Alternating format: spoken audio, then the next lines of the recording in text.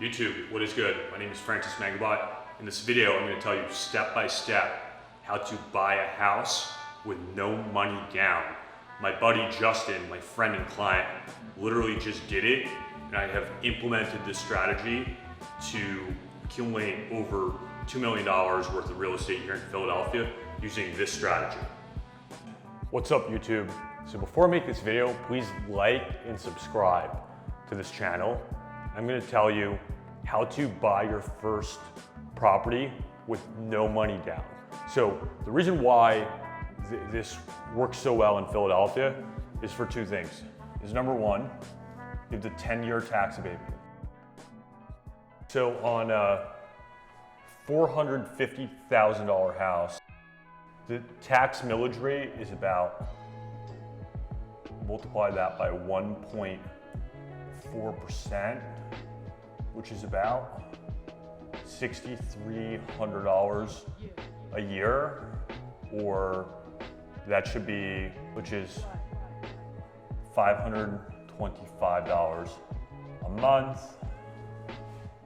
Or if you're buying something with an abatement,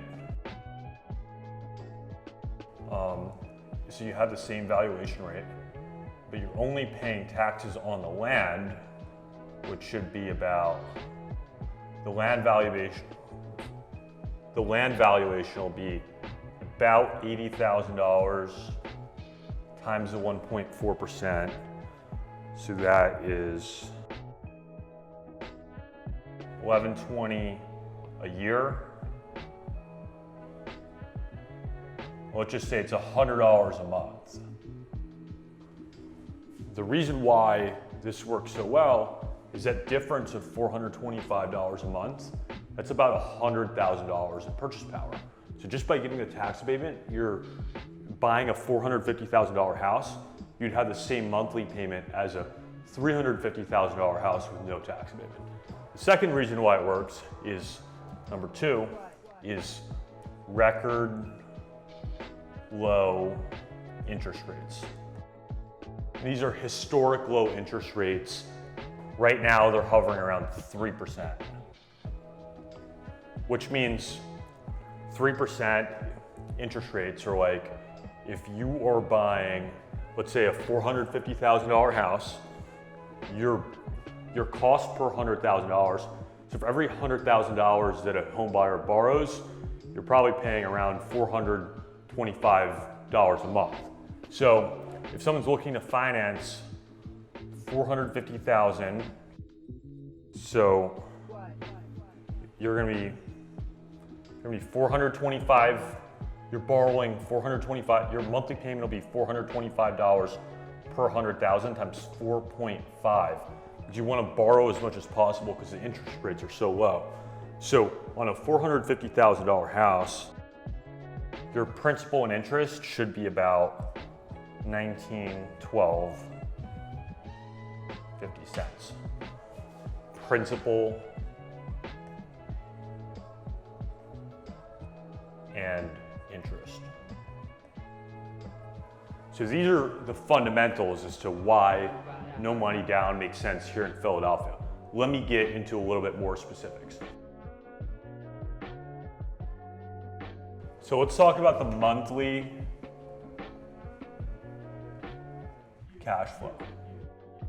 So a $450,000 house right now should rent on the fair market for about $2,700 a month. I have a single family house in Brewerytown that's renting for $3,200 a month, but I always like to run my numbers more conservatively. So there's a property that's, you get a $450,000 house, it's leasing for $2,700 a month, and you're putting no money down. So we just set a monthly payment on that. Monthly payment. So a monthly payment consists of principal and interest, taxes, insurance, and PMI. So the principal and interest we just said was gonna be $19.12 a month. The taxes, having a full 10-year tax abatement, this expires at the end of the year. You said that was going to be $80 a month. Insurance, let's say $100 a month, just to be conservative. And then PMI, because we're buying in up-and-coming neighborhoods, we can get this waived to zero. So the total monthly payment, zero. Buying your first house as a primary residence, $2,092.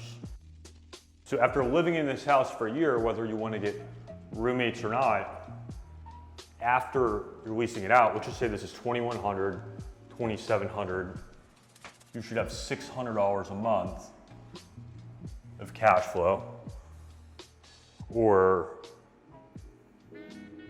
$7,200 a year is how much money you're going to make. So we'll leave this up here and let's start to talk about the down payment. So the down payment, historically, you know, your parents always say 20% down on a house, but when interest rates are at historic lows, it makes sense to put as little as possible down. So I'm talking about I have a specific product that has a grant, and that's what I'll talk about in this video. So this product is 3% down. And what most people don't know about buying your house, your first house is plus 4% closing costs. So your closing costs consist of, your biggest line item is it's transfer tax. In Philadelphia, it's 4.278%. So you split it each side, so that's 2.139%. Right now, that's due at closing. You have title insurance. Title insurance, let's say it's 0.5%. You have your lender fees. Say that's about, you know, $2,500. You got to prepay property taxes, and you have to prepay homeowners insurance. So these are what your closing costs consist of that a lot of buyers don't really know about. So in this case, on a $450,000 house, your down payment at 3%, it's gonna be $13,500, and then your closing costs are gonna be 4% times 450,000 plus 18,000. So your total cash out of pocket, which is called your cash to close, is $31,500. So if you take your cash on cash return, which is $7,200 divided by this number, $7,200 a year, divided by $3,500, you're making a 22% cash on cash return, which is not bad, but here's the crazy step, right? So with no grants or anything, we're around $31,500 down. And also in these numbers, I have us financing the whole entire mortgage. So I have a lender that will give you grant money for grant. So right now our total cash out of pocket is $31,500. I have a lender that if you make $92,000 a year, they'll give you $17,000 grant. And you're gonna notice I said it's 3% down, but we wanna try and finance the whole thing.